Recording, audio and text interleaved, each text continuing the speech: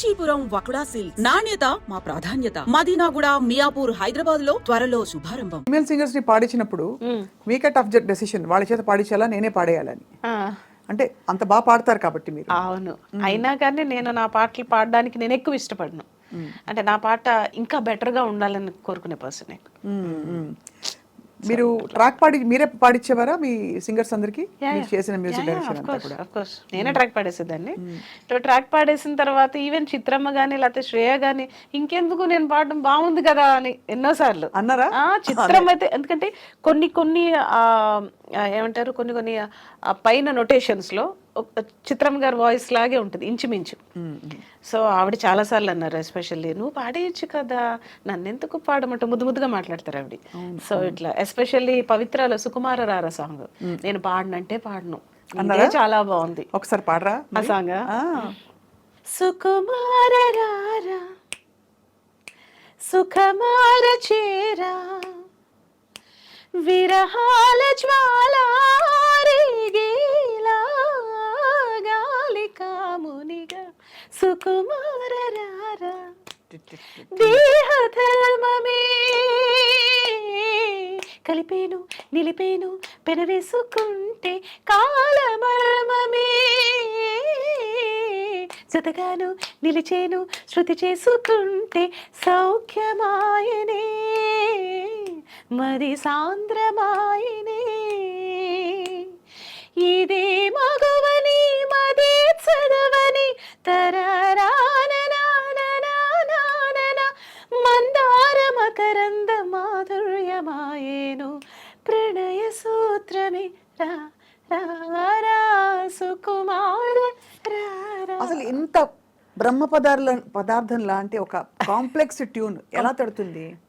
ఇప్పుడు సుసుకు ఆ చిన్న చిన్న జిలుగులు గమకలు, తర్వాత మళ్ళీ అప్స్ అండ్ డౌన్స్ ఆ తాళంలో మళ్ళీ అదే ఇదే ఇదే అని ఎలా కుదురుతాయి అసలు? ఆ లాస్ట్ లో ఆవిడ అంటారు, మీరు పాట వింటే ఆ పాట అంతా అయిపోయిన తర్వాత సుకుమార అవన్నీ నేను చెప్పడం అంటే బేసిక్గా ఆ ఫీల్ ఉండాలి మనలో. ఆ ఫీల్ లేకపోతే ఇది కరెక్ట్గా నేను 15 నిమిషాల్లో కంపోజ్ చేశాను. ఎందుకంటే నాకు సాంగ్ అర్జెంటు, షూట్ అర్జెంటు, నేనేమో యుఎస్ వెళ్ళిపోవాలి ఇది ప్రోగ్రామ్కి. నాకు జనార్దన్ వర్ష గారు నువ్వు ఏం చేస్తావో నాకు తెలియదు, ఇచ్చేసి వెళ్ళిపో అన్నారు. ఈవినింగ్ ఫ్లైట్, నాకు మధ్యాహ్నం కంపోజ్ చేసి టకటక పల్లవి చరణ్ వస్తుంది. నేను వచ్చేసరికి ఫీడింగ్ అయిపోయింది ఫోన్లోనే బీజమ్స్ అన్ని చెప్పేసి. అలాగా అందులో నాకు ఒక్కటి చెప్పాలి, ఈ సాంగ్లో హైలైట్ ఏంటంటే పాటంతా ఒక ఎత్తు, బిగినింగ్ సాకి దాని తర్వాత వచ్చే వీణ బిట్టు. ఫణినారాయణ గారు తెలుసు కదా మీకు, వీణ ఫణినారాయణ గారు అసలు ఎక్స్ట్రాడినరీ. ఆయన ఇప్పటికీ తలుచుకుంటారు. నేను ఎన్నో వేల పాటలు వాయించాను కానీ this is the one of the my best veena bit అని. మొన్న ఇంటర్వ్యూ చేశారా? సూపర్ ప్లేయర్ అండి, నాకు ఎంత బాగా ఇష్టమో. అది ఎలా అంటే అది కూడా నేను జనరల్గా వీణ బిట్టు కానీ ఫ్లూట్ కానీ వాయించే చూపిస్తాను. వాయించాను పాడి చూపిస్తాను కైండ్ ఆఫ్. అండ్ ఒక్కసారి వచ్చిపో శృంగార వీణ సున్నితంగా మీటిపో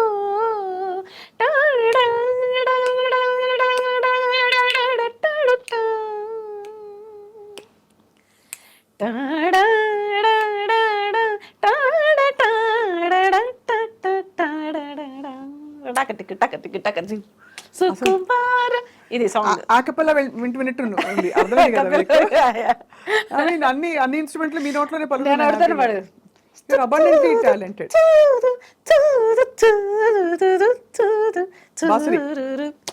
ఫ్లూట్ అంటే అట్లా పాడి అనిపిస్తాను. So any instrument. సో మామూలు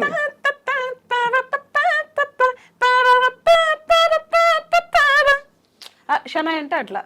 so kind of whatever ఏమో అలా అలవాటు అయిపోయింది. అదిరిపోతాను అసలు. ఇంత talent I don't know how many people have heard you మీరు ఇవన్నీ చేయడం. బట్ ఇంత టాలెంట్ పెట్టుకుని మీరు ఈదుకుంటూ రావడం అన్నది, నేను సంగీత దర్శకురాలనే అవుతా అనే క్లారిటీ ఎప్పుడు వచ్చింది శ్రీలేఖ మీకు? సంగీత దర్శకురాలనే అవుతా అని మా అన్నయ్య ఇంటికి కార్ వచ్చేది తన్ని పికప్ చేసుకోవడానికి. ఒక 4-5 కార్లు ఉండే అంబాసిడర్స్. చక్రవర్తి గారి దగ్గర తను పీక్ టైంలో అసిస్టెంట్ మ్యూజిక్ డైరెక్టర్గా ఉన్నప్పుడు నాకెందుకు కారు రాదు, నీ మొహానికి ఎందుకు వస్తుంది కారు, అది చిన్న పిల్లవి, నువ్వు ఆడుకో ఇంచక్క ఇంట్లో అదే కార్ రావాలని. లేదు అప్పటికే ఎల్కేజీ అయిపోయింది, యూకేజీ లేదు, ఇంకేం లేదు. ఇంట్లోనే ఆడుకుంటున్నాను. సరే అని మా డ్రైవర్ని సరే కీర్వాణ్ అనే స్నానం చేస్తున్నాడు, అన్నయ్య స్నానం చేస్తున్నాడు, ఒక 10 నిమిషాలు టైం ఉంది కదా, ఈలోగా నన్ను ఒక రౌండ్ అలాదే ఏ పోవమ్మా పొద్దున్న రోజు సోది అయిపోయింది మీతోటి. అన్నీ వచ్చి తిడతాడు, నువ్వేమో ఎక్కించుకోమంటావు, ఎక్కించుకోకపోతే నీకు కోపం, ఎక్కించుకుంటే మీ అన్నయ్య కోపం. సో ఇట్లా ఏం చేయమంటావు అని ఈవెన్ డ్రైవర్లు కూడా నన్ను ఇసుక్కునేవారు అనమాట. ఇంకొక రోజు నాకు ఇంకా ఫ్రస్ట్రేషన్ పీక్స్కి వెళ్ళిపోయి నాకెందుకు కార్ రాదు, రావాలంటే ఏం చేయాలి, మ్యూజిక్ డైరెక్టర్ రావాలి. So that is the only one reason I became a music director. Then I decided నాకు కార్ రావాలంతే, ఇంకా అన్నయ్య కార్లతో నాకు పని లేదు. సో ఫస్ట్ నా కార్ పంపించి దాసనారాయణరావు గారు నాన్నగారు మూవీకి. అప్పుడు మీరు అంటే అంతకుముందు దాసరి గారిని కలిసి మీరు ట్యూన్స్ పాటలు వినిపించారు? జస్ట్ ముందర రోజే కలిసాను, జస్ట్ బిఫోర్ డే ఈవినింగ్ కలిసి ఏమన్నారు? విజేంద్ర ప్రసాద్ గారు స్టోరీ చెప్పడానికి వెళ్ళారు. అది కూడా అదృచ్ఛికంగా జరిగిందే. నేను కూడా ఇంట్లో ఏముంటావు, బోర్ కొడుతుంది, నాకు కూడా రా అని ఎక్కడికి వెళ్తే అక్కడికి తీసుకెళ్ళిపోయేవారు. నాకు చిన్న కీబోర్డ్ ఉండేది, బుల్లి కీబోర్డ్, ఎక్కడ పడితే అక్కడికి అది నేను చిన్న బ్యాగ్లో వేసుకుని వేళ్ళు కూడా ఇంతే ఉండే కదా, చిన్ని వేళ్ళు. సో ఈ పాప ఎవరు అంటేని మా అన్నయ్య గారు అమ్మాయి అని. ఏం చదువుతున్నావు అమ్మా అన్న, నేనేం చదువుకోవట్లేదు అని ఇట్లా అన్న ఫేస్. అదేంటది చదువుకోవట్లేదు, మరి ఏం చేస్తావు అన్న, ట్యూన్స్ కంపోజ్ చేస్తాను. ట్యూన్స్ కంపోజ్ చేస్తావా, ఆహా, అప్పటి వరకు చాలా ఎట్టకారంగానే అన్నారు ఆయన. ఏదో ఒకటి పాడు అన్నారు, ఒకటంటే ఒక 20 పాడేసా వరుసగా. ఏం పాడానో నాకు గుర్తులే, అప్పుడు కంపోజ్ చేసినవేమో. అప్పుడు చిన్నపిల్ల, మీరు చాలా చిన్నపిల్ల. 12 అప్పుడు నాకు కరెక్ట్గా 12 years. సో అప్పుడు అక్కడి నుంచి వినేశారు. 20 వినేసిన తర్వాత ఆయన ఇట్లా కూర్చుని ఆయన ఇట్లా వచ్చారు, నాకు బాగా గుర్తు. జస్ట్ ఒక ముందరికి ఇలా వచ్చి, నా సినిమాకి చేస్తావా నువ్వు అన్నారు. ఓ చేస్తానని. చిన్నాన్నగా నా పక్క నుంచి ఏదో చిన్నపిల్ల అంటే తెలియక పాపం అది చేస్తానంటుంది, మీరు కూడా ఏంటి సార్ అని. నిజంగా లేదు ప్రసాద్ గారు, నేను మ్యూజిక్ ఇద్దాం అనుకుంటున్నాను, నాన్నగారు అనే సినిమాకి నువ్వు చేస్తావా అన్నారు. చేస్తాను. వెంటనే లోపలికి వెళ్ళి 25,000 చెక్ అడ్వాన్స్. ఆ రోజులో 25,000 ఇదిగోంటే అది ఇచ్చి, రేపు పొద్దున్న మార్నింగ్ చూసుకుంటారుగా ముహూర్తాలు, అది 10-10:30కి వచ్చేసేమ్మా అన్నారు. అసలు ఆయనకి షాకు, నాకు షాకు.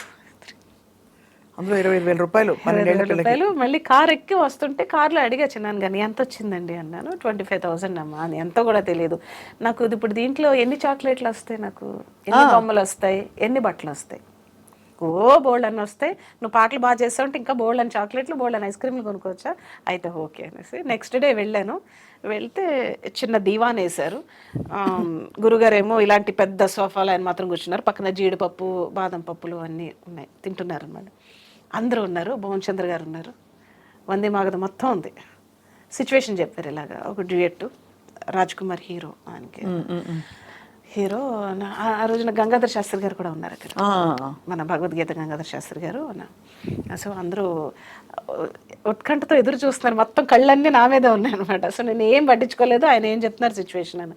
సో నేను మళ్ళీ ఈవినింగ్ వస్తాను, ఈవినింగ్ వచ్చేసరికి ట్యూన్ రెడీ చేసి ఉంచున్నారు. అక్కర్లేదండి 10 నిమిషాలు ఇవ్వండి నాకు చాలు. అదేంటి 10 నిమిషాలు, టేక్ యువర్ ఓన్ టైము అన్న. అక్కర్లేదండి 10 నిమిషాలు అన్న. నేనేదో ప్రతి ట్యూన్కి ఫస్ట్ అమ్మవారిని సౌందర్యలహరి శ్లోకం చదువుకుంటాను, చదువుకుని జస్ట్ ఇలా అన్నాను. రెడీ అన్నాను. నేను, నాకు ఒక తబలా ప్లేయర్ ఉండేవారు గిరిజాపతి అని, అనేసి ఫస్ట్ సాంగ్ కంపోజ్ చేసి వినిపించాను. క్లాప్స్ అందరూ, ఒకటే ట్యూన్, ఓకే అక్కడికక్కడే. సో అది మరి ఆ సాంగ్ నెక్స్ట్ డేనే AVMGలో రికార్డింగ్ పెట్టేశారు. అబ్బో, ఇంత చిన్నపిల్లకి చెప్పడం ఎలాగా? సింగర్లు ఎవరు పాడాలి ఏమిటి అంటే ఆ సాంగ్ మాత్రం గురుగారే చెప్పారు, ఈ సాంగ్ గంగాధర్ శాస్త్రి గారు పాడతారు ఫస్ట్. సో ఆయన చేత ఫస్ట్ సాంగ్ ఆయనే పాడారు. పద్మప్రియ అని ఇంకొక కొత్త అమ్మాయి, ఇద్దరు కలిపి పాడారు ఆ సాంగ్ ని. So great experience. ఆ పాట